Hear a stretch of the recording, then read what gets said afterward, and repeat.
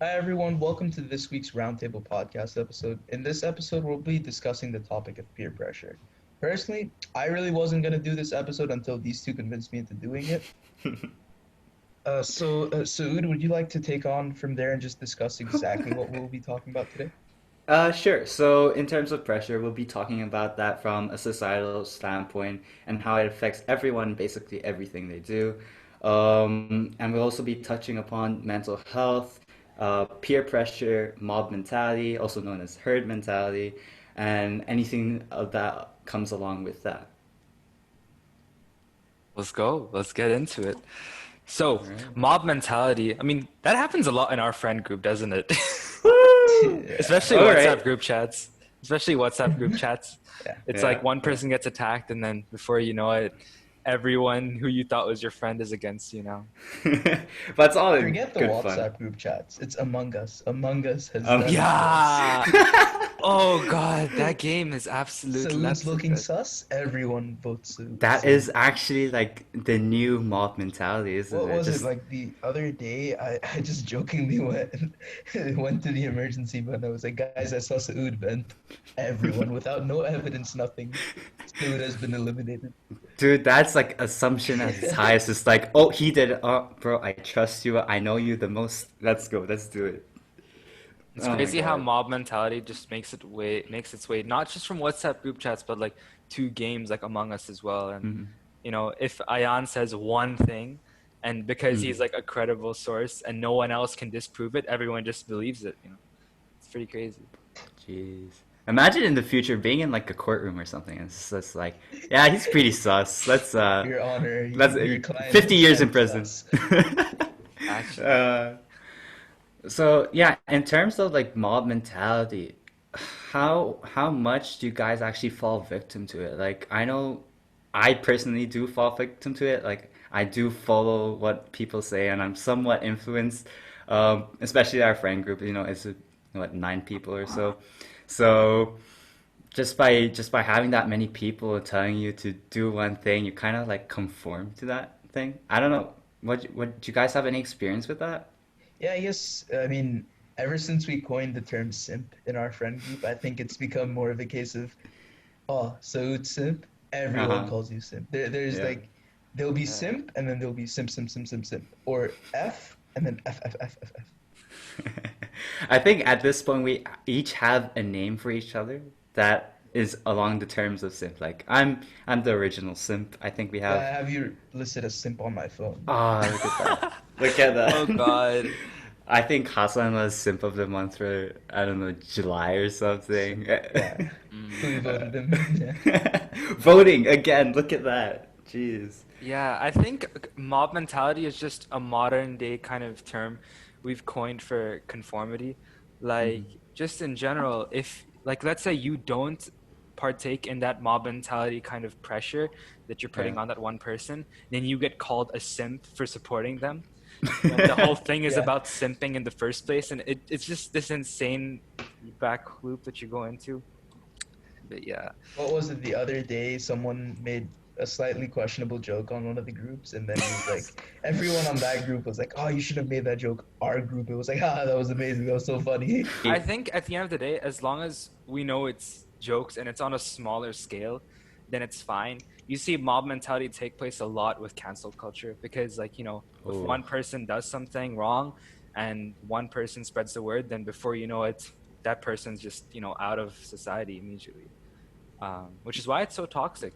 Like, there's no Mhm. evidence, there's no chance for redemption. It's just out of there.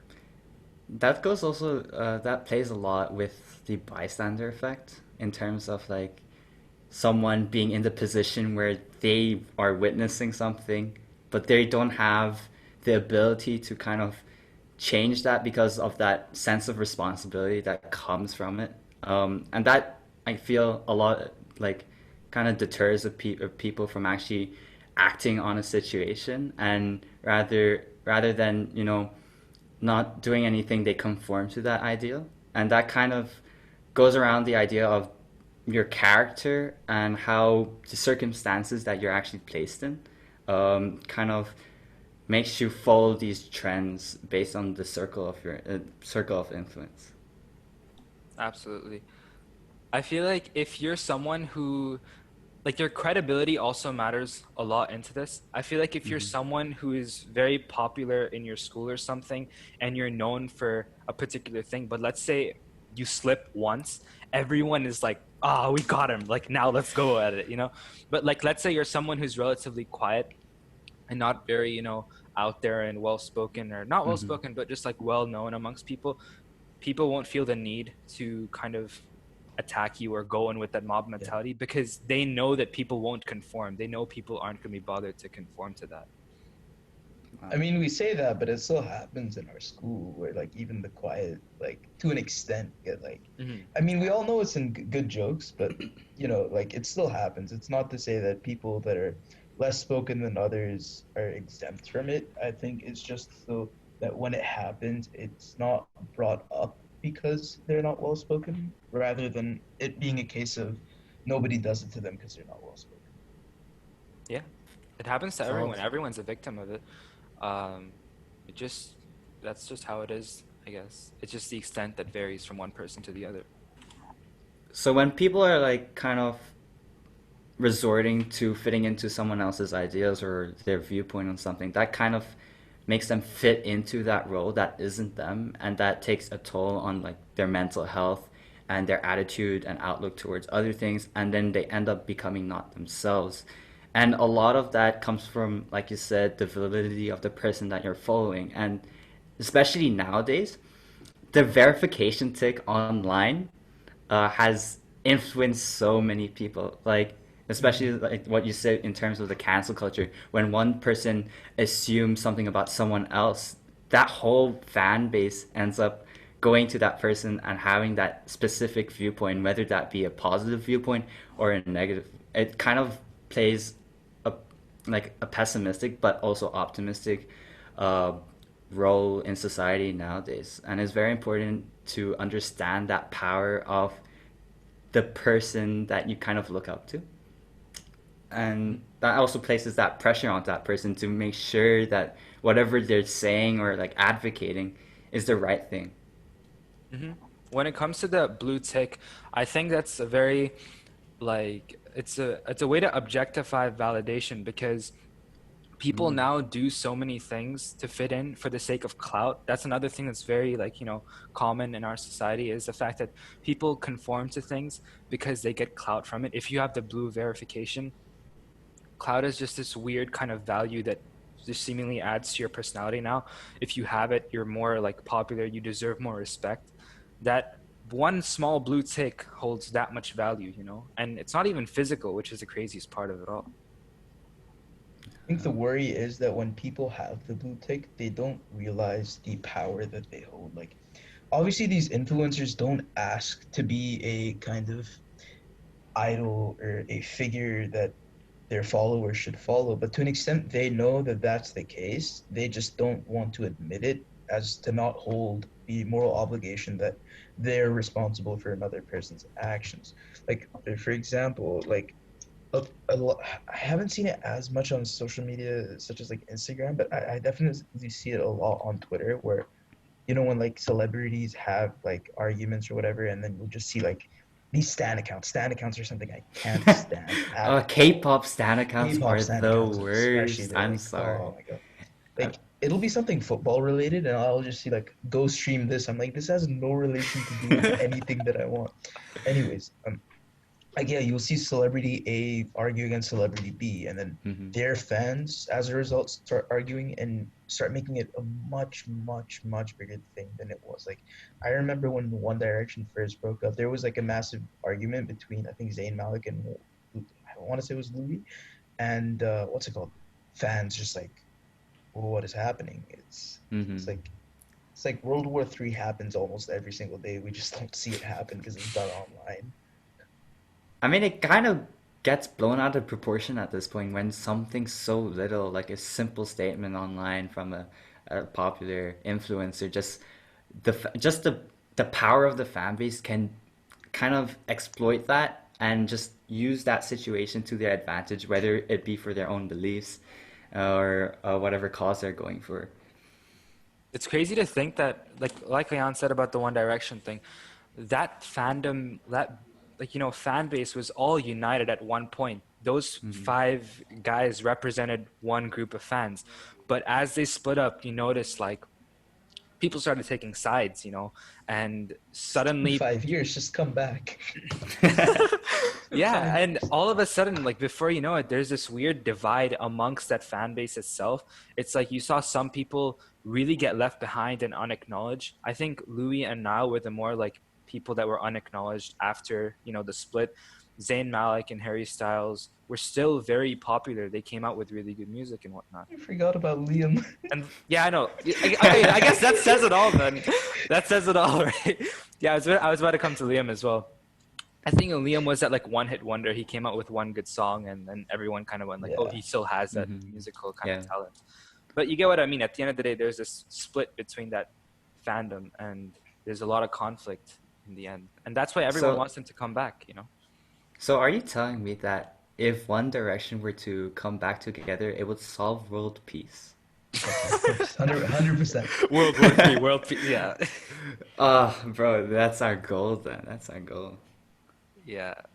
It's like speaking of One Direction, more so linked with anxiety. I believe the only reason Zayn left was because of like anxiety in terms of performing, in terms of having to do something he didn't want to do, which Okay. to an extent I can understand, but like it's not peer pressure in the way that you and I would think, where it's like, oh, I'm gonna peer pressure you into jumping off of the cliff or something. It's more so I'm gonna peer pressure you into writing a song or performing for some cause or some notion that you don't believe in. And yeah, to that extent, I'd say peer pressure can be very susceptible, especially towards people our age, like, and a bit younger, especially because I think after you reach like 18, 21-ish, you kind of have that sense of, okay, I know what's good for me, I know what's not good for me.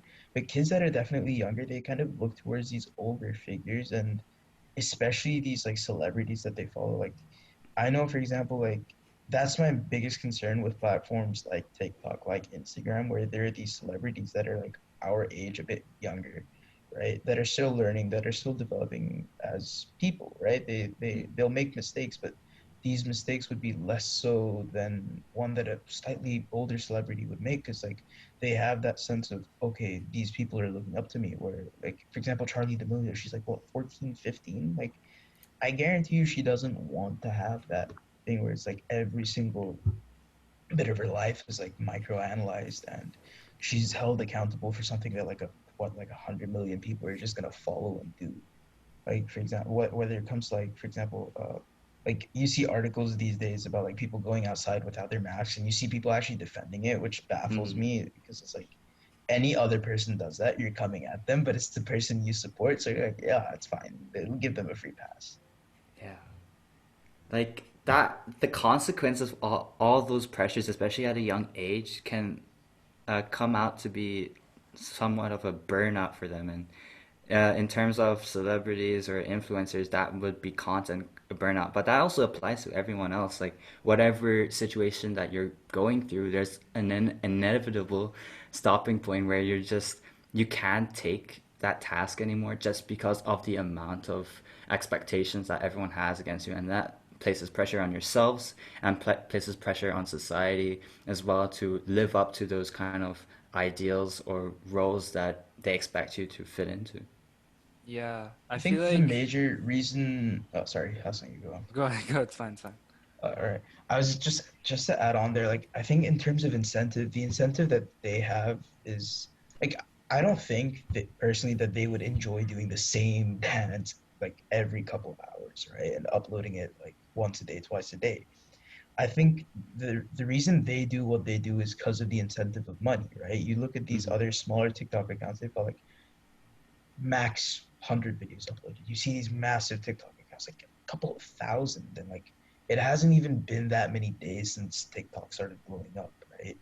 It's like been what, hardly under 2 years since it blew up. It blew up like December last year, Yeah. December, November last year. So you think about that and you think about like the whole burnout thing you said, where you see a lot of these larger celebrities taking it way better. Like I know I've been on about this man continuously, but like take a look at Robert Pattinson, right? He did Harry Potter, he did three Twilight movies, and then he disappeared. Like most people didn't know where he went. He wanted to go do smaller indie stuff, and then a couple years later, like he's found himself. He knows what he wants to do. He's like matured in the sense of he's not necessarily chasing a paycheck. He's more so.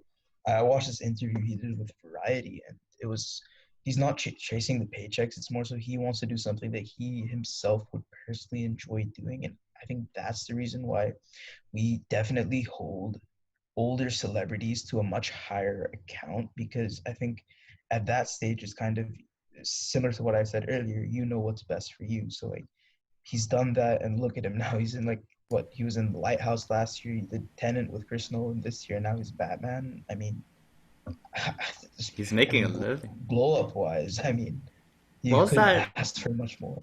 What was that movie where he kind of, I don't know, tried to starve himself to death or something? Was that him? No, that was Um, Christian Bale. That was Christian Bale. Christian Bale. Christian. Yeah, Oh my. Oh God. yeah. Big I think mess it was up. But the No, no, Machinist or it's still whatever when Batman. he Don't was worry. releasing. still Batman. Still But yeah, Batman. Yeah. like you're talking about a lot of people finding themselves and firstly trying to do what other people tell them to do, but then by taking that break, they're able to find their own passions and kind of build their own path. And I think that's very important for everyone to take into account and um, not living up to people's expectations, but finding your own kind of way and your own values and what you're able to do. And by setting yourself like those dreams, then kind of pursue them in your own way, not how other people set it out to be. People's incentives really have changed before. Like Ayan said, Robert Pattinson, someone who's doing what he does because he's purely passionate about it. Whereas a lot of other people are incentivized by um, clout in general, their ability to how much money can they make, how many followers can they get if they post this one thing, if they Mm. advertise this one brand, how much money will that company give them? And ultimately, with that money, they get cars or they live in a nice house. And on top of that, that's more clout. It's just this vicious cycle, and I feel like that ultimately redefines what society sees as perfect. Everyone kind of looks up to these people as perfect people, or with perfect life. That entire kind of ideal, Saud said, has changed over the course of the past few years, and I don't think it's exactly for the better. It's a very false and unauthentic kind of life that's Hmm. being advertised to many young people, and for them to fall victim to that influence is only going to hurt them in the long run. Yeah. I think this is something Saud could more so add on than you, Hassan. But in terms of like football and like those guys are held to like incredibly high standards, Okay. Yeah. and you see like these articles by like publications like The Sun and everything, and there's a big discrepancy in how they treat footballers of one ethnicity compared to another. Like personally, I feel like whenever I see these articles that black footballers are held at a much higher standard, and they're always like, as I said again earlier, they're like always criticized for the most minute of details. Like they're like, for example, Raheem Sterling sued. I think you might remember this. Sorry, Wilfred Zaha. My bad. Okay. Wilfred Zaha, right? When the whole Black Lives Matter thing was very prominent, like for summer of this year, and it still is, but like when it was at its peak during the summer, he was racially abused, and nothing happened until he had to speak out against it. Right? You don't Yeah. see other footballers being treated the same way that these footballers are being treated too, and to an extent that can create anxiety, especially amongst these footballers when you think of how mentally taxing it is as a, like it is physically taxing, but it's also very mentally taxing in the way that, for example, especially with like take a position such as like a goalkeeper, right? When you're signed on and you're like the substitute goalkeeper, right? You're the Yeah. bench goalkeeper, means Mm. you're only ever gonna play like once every what, like 10 games, right? Yeah. And for like things like that, like to take my club Chelsea for example, right? You see Kepa, right?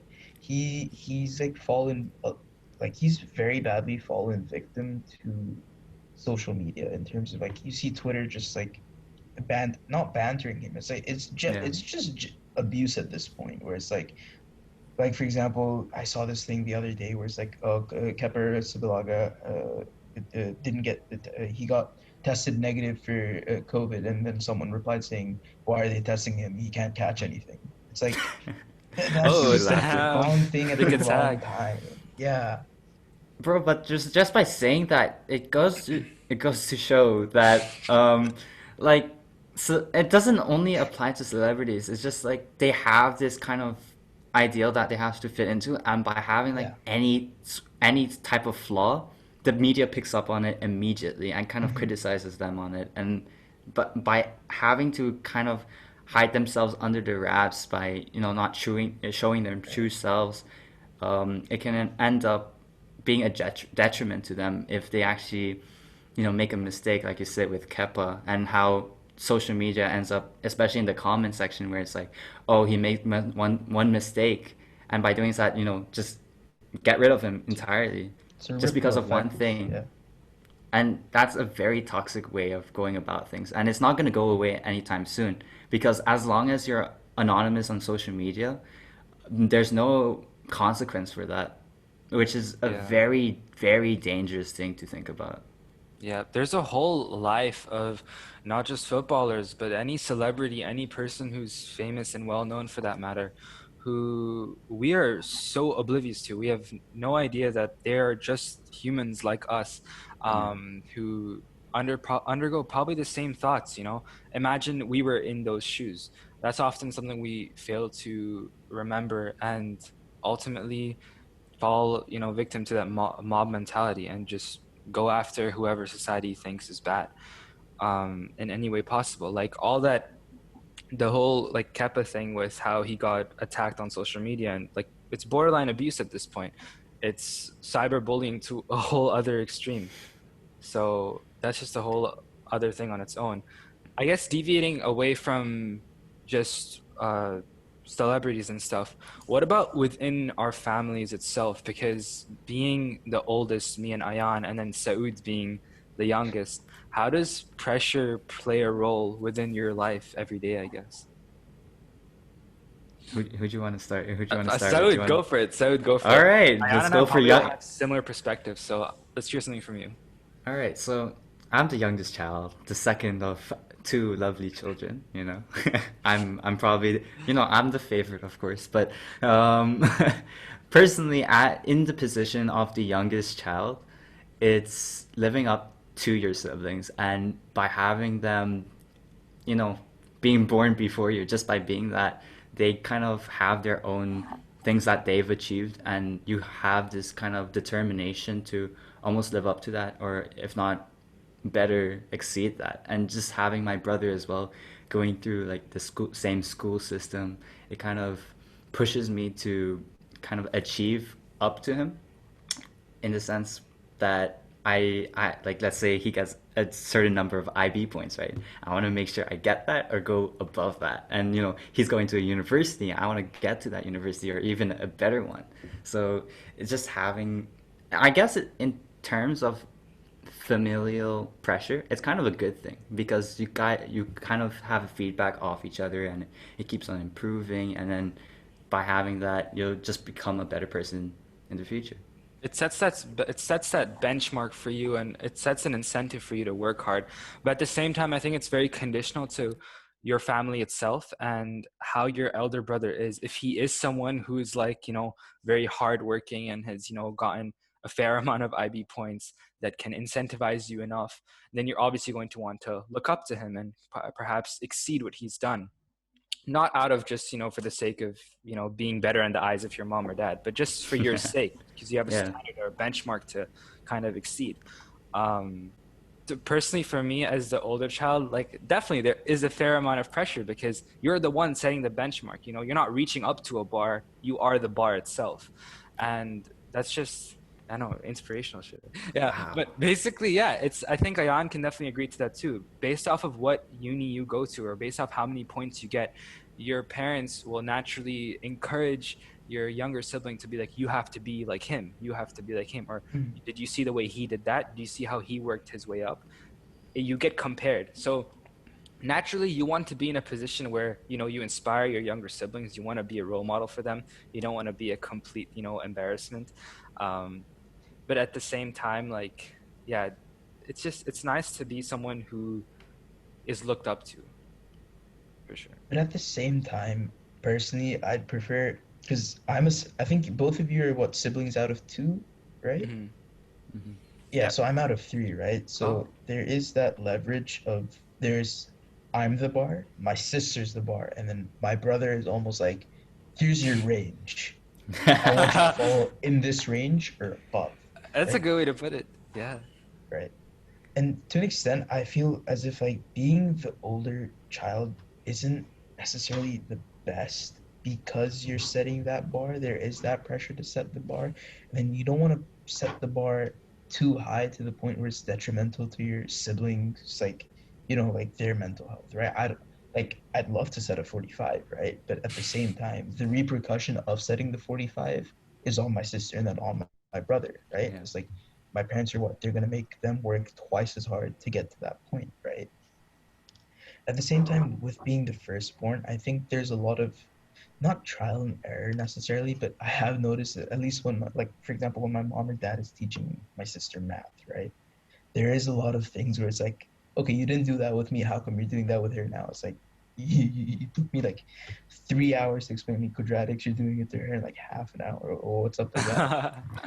I think, but coming alongside with being the oldest, it does come with its own set of. It's like you're the firstborn, right? You pretty much have the not a birthright, but like you have the expectation as the firstborn to almost be the best because you are the firstborn. Hmm. Because if you look at it from that perspective, in terms of financial and monetary perspective, parents always invest the most into the firstborn as compared to the second and the third in terms of Outside. schooling, in terms of education, in terms of expenditure, like leisure things. Like for example, I've had like what 5 6 games consoles in my life. My brother is just taking mine whenever I'm Yeah. not playing, right? And it is something that I do see him complain about quite often, where it's like, oh, how come I don't have a PS4? It's like, sorry, I was born first. It's mine. Even with clothes, it's crazy. I think like my mom will always buy like the size of my clothing, and then a year down the line it'll fit my brother, so I get new clothes in the end, but he just gets my old ones. That's a very common thing that at least happens in my family. I I do kind of wish though that I had an older brother, because another thing with being the firstborn is you experience things a lot for the first time. You don't get a warning. You don't get any kind of guidance from someone who's, a similar age level as you are. I think Saud can definitely agree with the fact that your brother helped you a lot in terms of advice for IB. He probably told you to do this then, or he probably gave you an insight as to what you were heading into. Yeah. Um, and just, I guess there's more things to come, obviously, but being the firstborn, you experience many things firsthand as well. And ultimately, you can help your younger siblings out with that so that they don't go through the same mistakes. Like, I definitely wish I had a brother who also took math HL and could help me with my stuff, but I don't. But I'm out Yeah. here helping my brother with his math. So part of you kind of also wants that as well at times. But I think the pros of being firstborn definitely outweigh the cons, in my opinion, at least. I think another thing with being the firstborn is not to sound mundane or sad, but it's like you know what it's like to be lonely in the sense that play by yourself, right?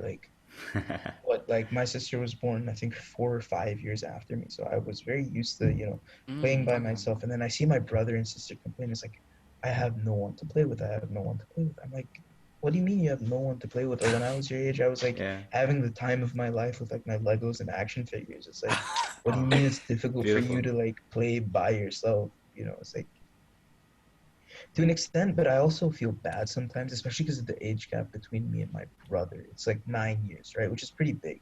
So usually, like our interests, the only common interest we have is video games, right? And even then, it's like a very large difference, right? Like I wouldn't let him play Call of Duty, but I'd let him play Fortnite. But I don't enjoy playing Fortnite, so it's very hard to find a common ground, especially being the older sibling. I feel at least Saud, you're lucky in the sense that I think there's only like a 1 year age 1 difference year. between you and Age your gap brother. matters a Yeah, lot. Yeah.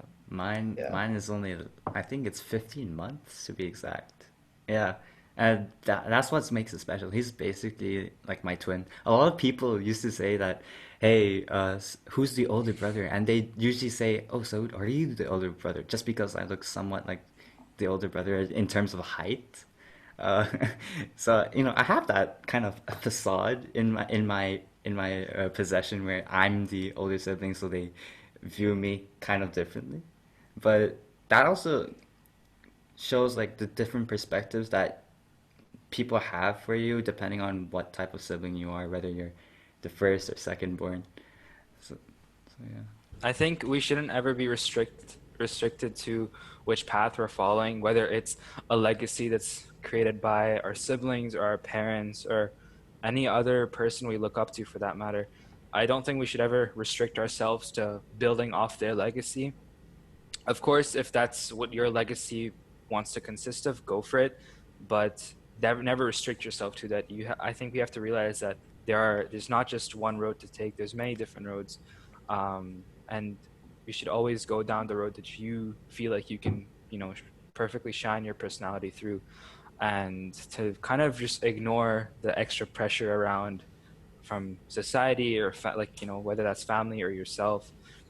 Yeah, I think actually, in terms of the self, the only pressure you should really acknowledge is self-pressure. How much pressure do you put on yourself to achieve the goals you want to in life? Because society is always going to have different expectations. What matters is what you expect of yourself at the end of the day. Try to be your own bar rather than living up to a bar. So, yep. Wow. Be your own bar. Be the bar, dude. Yep, I As a think closing remark though, Ion, could you tell us what the formula of pressure is in physics? he takes physics as well. Pressure equals four. Yeah, you got it. You got it. Let Don't me search help, it up. let me You help got him it. in the chat. I hate that you've done this. I can't believe it. I sent it in the chat. Pressure is equals to force over area. I was just All double right, checking. there I was you just go. double checking. Just testing you. There you go. So don't have that force over a certain amount of area. You determine the force over that area that you call your Okay. brain. Yeah. Okay, Einstein. You are and with Isaac that, Newton, yeah. and with that comes to a close of the podcast. Thank you so much, everyone, for tuning in, talking about pressure and mob mentality and all that kind of good stuff. Take care of yourselves. Don't let anyone tell you what to do. Find your own path. But do listen to our podcast. Yeah. Do that. Absolutely. But yeah, we shall see you on the next episode. Bye bye. Bye bye. Bye bye.